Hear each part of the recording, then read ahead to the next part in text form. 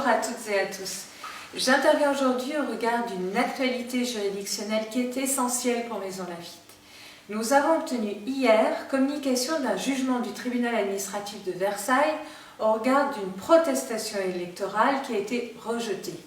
Cette action a été conduite par une liste qui a été menée par Yannick Géhin, Charles Givadinovic, Anne Lavagne, dans le but d'obtenir l'annulation du scrutin de 2020 des élections municipales de Maisons Lafitte.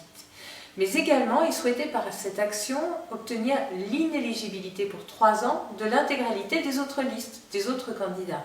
Donc il souhaitait qu'en 2021, on organise de nouveau les élections municipales, qu'ils auraient été seuls candidats éligibles, donc vous imaginez bien le résultat d'avance couru de ces élections.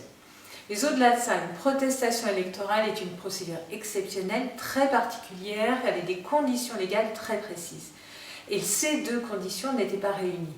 J'ai eu l'occasion de le développer devant le président du tribunal administratif lors de l'audience du 14 décembre. Nous étions loin d'avoir un écart de vote faible entre les deux premiers candidats. Nous étions à plus de 600 voix d'écart. Et sur la branche portant sur les irrégularités commises qui auraient pu altérer la sincérité du scrutin, Madame le rapporteur public était très claire. Nous n'étions absolument pas dans ce cas de figure. Autrement dit, la procédure administrative qui a été conduite devant le juge administratif était vouée à l'échec.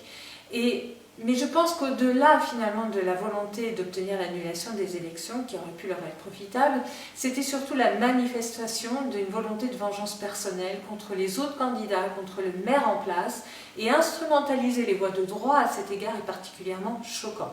C'est la raison pour laquelle j'avais demandé d'ailleurs que le juge applique la pénalité prévue pour les recours abusifs.